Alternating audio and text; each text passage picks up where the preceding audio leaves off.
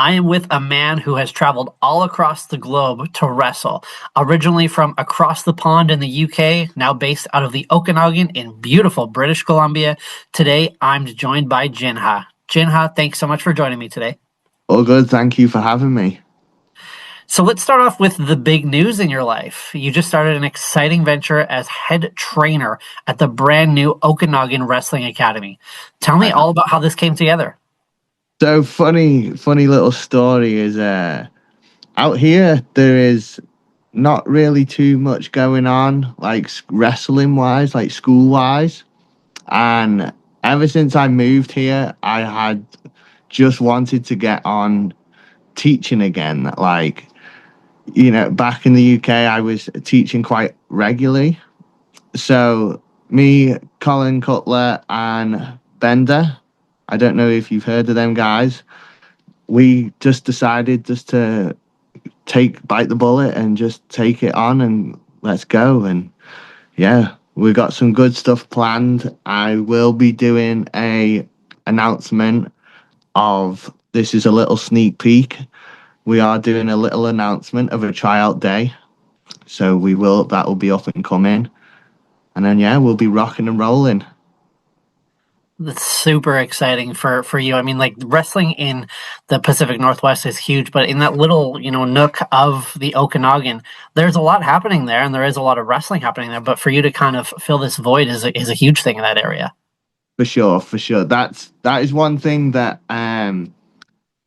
we're all in the agreement of. We all kind of want to leave our little mark in the Okanagan, and if we're the three crazy people that made the school happen, then I'll take it. Yeah, for sure. And it's, you mentioned this isn't your first time teaching or training, so sounds like you're the man for it. I hope so. I hope so. I do. I have a little thing like I'm sorry for rambling, but I will ramble on forever. But I do have like a big love for teaching. Yeah, hey, rambling is totally fine, especially when you're talking like about your life in this big venture as well. Perfect. We love it. Without giving too much away, obviously you want to keep some stuff close to the chest. What can a new student expect from your academy? Oh, what can they?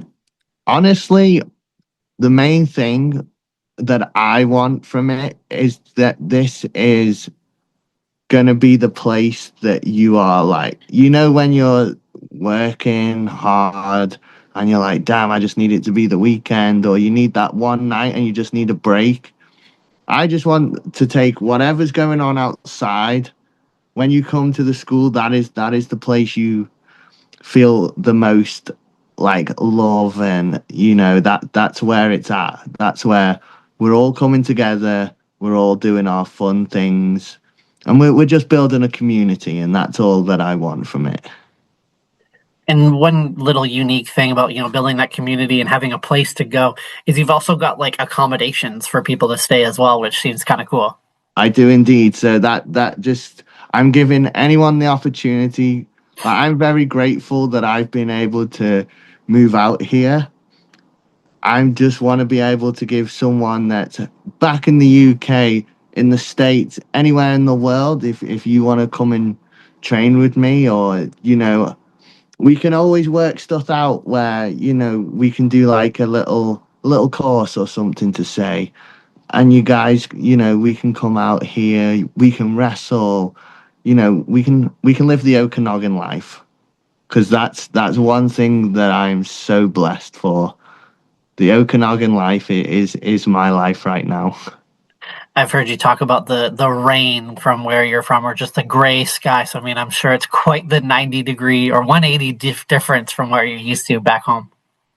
Like I do love the rain when it comes, but it only sticks around for a little minute, so it's fine.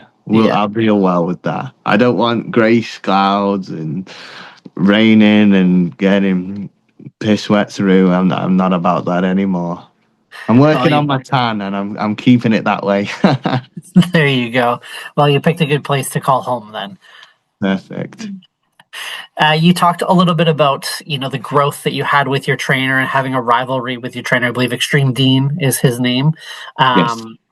Did you receive any tidbits from him or any other trainers as you kind of went on to open this school up? So a lot of my teaching style is actually from Dean himself. So the funny thing is a lot of the current students that I have now and other wrestlers have sent me videos of Dean from back in the day and been like, "Hey, is that you?" And this is people that know me without this. So like it's so funny to see people seeing all these moves. And one of my trainees actually sent me a video and was like, I want to learn this. And I was like, oh, I do that in all of my matches. Of course you can. It's nice and easy. I Yeah, I got you on that one. Yeah, love it. that's I funny. love it. Yeah. So you talked about, your trainees sending you videos and stuff, and I had the privilege of doing a little bit of research and watching videos of you. And in my research, this isn't really a question, this is more of a statement for you. You seem to really like to jump off of high things. Oh no. Oh no. So let me I had a little bit of a reputation just before 2020. If I was turning up into a venue, so my head was up in the clouds and not looking for the butterflies. I was looking at the highest point in the room to jump off. And nowadays I'm not. I'm a bit. Ooh, we'll see. I say that, but then next minute I'm already up there and I'm debating about jumping. And before I even tell myself don't do it, I've jumped. It's already too late. Yeah, once I get up there, that's where the devil in me comes out, and I've just gotta. I listen to the devil on my shoulder, and that's it. I've jumped. And that's kind of where the mask idea comes from. The devilish look is Daredevil, correct? It is very much so, and it was also I had a little. So where this whole look and gimmick came from was actually from a promoter back in the UK, and it was a company that was going to restart and they needed a mask guy. And this is a little insider that, they were like, we want you to be our mask guy. And I was like, 100%, I will eat that up. And yeah, we went from there. And I had the idea of, because I'm such a big fan of like Japan and I'd love to go and work in Japan. And Japan's just beautiful. And I love the whole samurai and the discipline. So I took little snippets of that, and yeah, this is where Ginha was born. And you've gone leaps and bounds from that. Now you are the mask guy when they were looking for a mask guy back then. 100%, 100%. So we talked about jumping off of high things. We talked about your daredevil mentality. Talked a little bit about the mentality of the Japanese wrestlers as well. You seem to love the hardcore style. You recently won the Anarchy Rules title at VIPW. You just won the tournament, ran the Gauntlet of Men in the Super Evil Bloody Death Hell tournament in Thrash Pro Wrestling. Talk to me where you found your love for the hardcore style. Okay, so funny story. I actually talked to one of my friends about this. So when we were at training, we used to do a thing called Pro Tag. And that was when, at the end of the session, we'd all stand on the edge, two will start. And we get in and we work everything. And me and one guy called Jack Walker, he's no longer, he doesn't wrestle anymore. Um, we always had the itch to do some hardcore stuff. And, we started dabbling in a bit of outside. And then one day we found a broken old table. And I didn't tell Dean, they say this is one thing I learned jumping off high things is don't ask, just apologize after. So then I started putting Jack through tables, and then it became a thing where once me and Jack got into the ring, everyone would get down because we started pulling stuff out.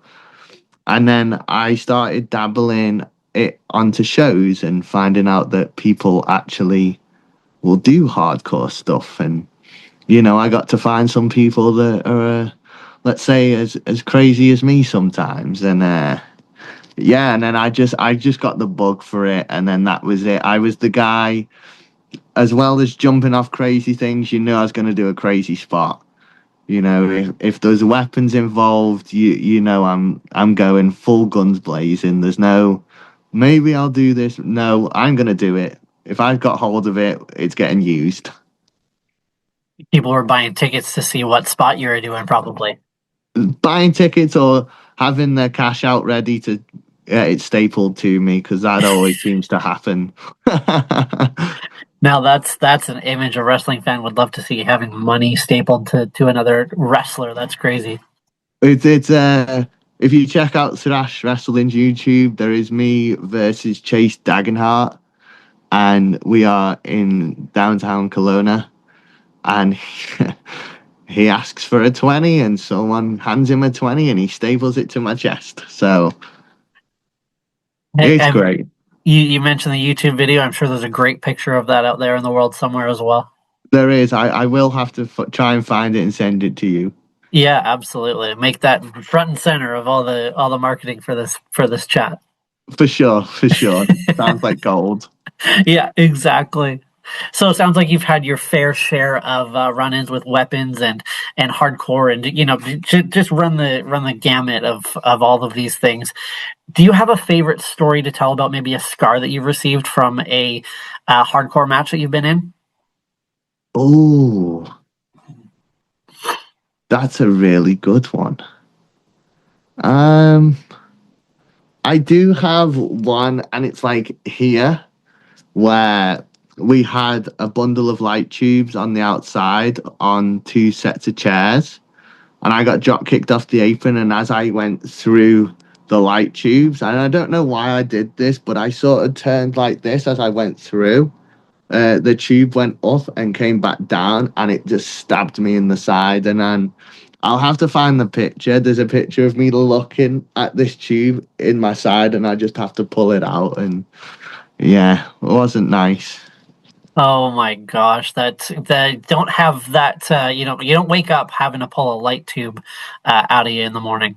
No, no, and that's the other thing. Like, I know, like deathmatch wrestling, some people are like, there's two sides. You either love it or you hate it, and that's fair enough. It's your preference. But the worst thing is getting that shower once you get home after the show. And then there is, like, just after Super Evil, I think it was 3, 4 days after, and the scabs are starting to heal. I'm still pulling little chunks of glass out my back, and yeah. Some Ah, say it's not worth it. I say it's worth it. The pictures look cool, and you know, got to let out my little bit of crazy. So I was pretty chuffed. I would say that would be the definition of crazy, is wanting to run through light tubes, having them smash through your head, and waking up wanting to pull that out of your back. I mean, you don't really sign up to having to pull it out of your back, but you signed No, up for the match. yeah, I did. I signed up for 3, and I got all 3. Hey, you walked away with that big old trophy, and that picture of you holding the trophy with your back all tattered. That tells a story in itself. For sure. And that's one thing that I'm like. It sounds crazy to say, but I was very proud of that show. Like, the show got built up so good, and nobody got seriously injured, and we all put our heart and soul into it, blood, sweat, and tears. I mean, I cried a little bit, but that's it. I mean, so I'm sure no one could really even see the tears with that mask, so you're totally fine. No, exactly. I hid it perfectly fine. Yeah, exactly. It'd be an easy question to ask, like, who are your guys growing up in like the hardcore scene? Who is like your favorite current guy, whether it's like in WWE, AEW, or even local indies that presents that style? So my all-time favorite. So this is a funny one. So I've always been a big fan of El Desperado, and then he started dabbling into hardcore and deathmatch with June Kasai. Now I'm completely hooked. Like if I see that they've got a match, I will watch it. I've watched it and maybe dabbled and thought, I quite like that. I might use that idea. Drawing some inspiration from those guys that you need to watch those guys. 100%. Like they are. If a promoter turned around and was like, "Oh, you're gonna work June Kasai or El Desperado," well, I'd be a little nervous wreck. Yeah, and it's funny, you as a trainer, you've got to present that all that confidence. So like you to like admit, oh, I'd be a little bit nervous to wrestle, one of your Yeah. idols is a lot to say. Well, that was one thing I was very grateful for. Is so when I first seen wrestling on the TV at 12 years old, it was I can't remember what the match was for, but it was TNA and it was Christian Cage, Samoan Joe, and Frankie Kazarian and somebody else, and that was it. I was hooked, and I at that time I was the biggest Kaz fan in the world. I was like, I want to grow up like that. I want to wrestle like that. And then I was very privileged to be able to work him in Calgary, and that was such a surreal moment for myself, just a very full circle moment, and for him to be as nice and when we got backstage and I was just like, thank you so much. And, the feedback I got off him was truly like, I felt like I did my younger self proud. And a lot of people say don't meet your idols, but in your scenario, you got very lucky in the way that Cash Yes. treated you. Yes, very, very much so. That's fantastic. Talking about telling stories, your body tells a story. You have a mass amount of tattoos on your body. Yes. Do you have any wrestling themed related tattoos at all? And if so, what's the story behind it? I just have one. Okay. And I don't know how well you can see it, Yeah. but it's my own mask. So a little bit of a mark for yourself. No, just kidding. That's No, super cool. I'm just kidding. 100%. 100%. Okay. Like I've always wanted a lucha mask, and I was like, what mask do I get? Do I get like an El Desperado? Do I get a Rey Mysterio? No, I'm gonna get my own because I can. That's awesome. I absolutely love that actually. Because you know what? Why not? Life's too short. Celebrate Yeah, yourself. it's the funny little conversation starter. Like, there's a person in work that I work with, and they spotted it, and I didn't know that they was a really big wrestling fan. And he was like, "Oh, you love lucha libre?" And I was like, "I do indeed, very much so." That's awesome because you're probably keeping the work alive for the people at 100%, Yep. 100%. They That's they know that I wrestle, but some of them didn't actually realize that this was me. and that must be so fun for you because you can keep that character alive and well A outside of it. 100%. And the other great thing is being masked and stuff. I always it's always been a thing of mine. I will watch the whole show. Like I will always watch before my match and after my match because I just want to see everyone doing so well. But that's the great thing. I can go and sit in the crowd and feel the atmosphere and everything, and no one knows anything at all. It's perfect. That's awesome. Keep the secrecy alive, and you get to enjoy your life the way that you want to. Yes, for sure, for sure. Awesome. You've been very generous with your time so far today. I just have two more questions for you. Well, I guess three left. Yeah. Um, you one time wrestled a match where Santa Claus was the referee. I guess you probably never had that on your wrestling bingo card.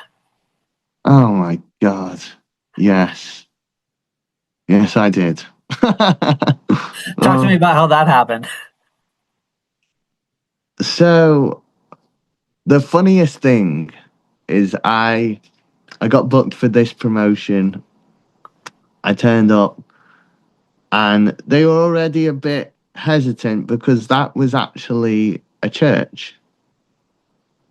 And, you know, lovely guys, great set of people there. But it was a little bit crazy that there was just before my match, someone got baptized, and I was like, okay, this is happening, and I'm about to go out like this. So I get out there and I look at the referee, and I was like, hold on a second. And then, yeah, I was like, okay, I guess this is what I'm working with. I didn't know till I got out there. I think it was a rib, but apparently not. You come out of the curtain expecting it to be like, full 11 out of 10, the character that you are, and you're kind of taken aback by Santa Claus being out there, I guess. Literally, I get out there and I'm like, right, that's what I'm working with, and I people are here. I'm gonna make it happen. It Make the was best of this. fantastic. Yeah, make the best of the situation at hand. Of course. Yeah. Oh, that's hilarious. You talked about wanting to wrestle in Japan. You talked about, maybe potentially one day wrestling one of your favorites, El Desperado. Is there anything else that's left on your wrestling bucket list? Ooh, there's a few things, and I say this to my students a lot, that don't ever think that your dream isn't too big or too small. So my dreams still left is I'd love to go to Japan and work in Japan. I'd love to go to Mexico, clearly. Um, I would love, and this is just, I don't care if it was an in and out. I would just love to be in the Royal Rumble. The actual Royal Rumble is would be fantastic. It'd be brilliant. I would have the time of my life running down that 10-minute entrance runway just to go in and go out. I'd be happy. That'd be me sold. I'd hang up my boots there and then. Break Santino Morella's record, even. Yeah, exactly. I'd have to leave a mark some way. Well, the Royal Rumble is my favorite show every year. I'm a weirdo with my obsession with that. So my fingers are very crossed for you that ends up happening. Let's manifest it. Let's put it out into the Yes, world. yes. Even, you know, in at one and out by 2 seconds. I'm done. Yeah. That's Yeah. great. That's awesome. Well, hey, fingers crossed for all of those things to come true. Mexico, Thank you. Japan, Royal Rumble. The world is your oyster. Like you said to your students, you've celebrated yourself with a tattoo. Celebrate your dreams too. You never know what's going to happen. 100%. Like that's also one thing about this the school that I want people to have that feeling of that you can come in and these things that you think about is a dream or like you say manifest it. Like I want you to come and be like I can do this, and yes you can, and I will do everything that I can to help you pursue your dreams, and I'm sure as hell gonna do what I can when I can. And speaking of things you can do when you can do them, talk to the people about what you have coming up in terms of shows you can plug or anything else that you want to put out in the world. Okay, bear with me because I will have to look at my dates because I want to make sure that I've got them correct. Booked and busy. I that's one of the great things. Okay, so we have on the 17th of July, we're in Kamloops with Thrash Wrestling. The day after, we are in Metal Fest at Armstrong, I think it is. So they're the two big ones that are coming up, and I'm working Draco the Hound Dog in Kamloops, and I've seen him on here before. I love Dre to bits. And then I'm working Raiden the Destroyer the next day. So it's going to be a great weekend with thrash wrestling. Those are some two very big bodies that you're going to have to deal with. Well, that's fine by me. I again the big bodies, bigger space to jump at off something. I'm sure. Oh, that's awesome. Make the best of that situation. Go kick some butt. Oh, for sure. And then I will be dropping an announcement on OWA, which is Okanagan Wrestling Academy, of a tryout day. We are going to get the dates set, and we'll be going from there, and we'll be rocking and rolling. So obviously you're still working on that first tryout date, waiting for the announcement. How can people sign up if they're interested? So on Instagram and Facebook is Okanagan Wrestling Academy. If you just send it a DM, or there is a link that will send it to an email that I have, and I will get back to everybody that way. And we will send you the dates and what you'll need, and we're going to have a great old time. Awesome. Well, I'm really excited to see, how the academy progresses from here. Obviously, it's very, very early with where things are at, but I'm super excited for yourself and the Okanagan region to have this accessible to them now.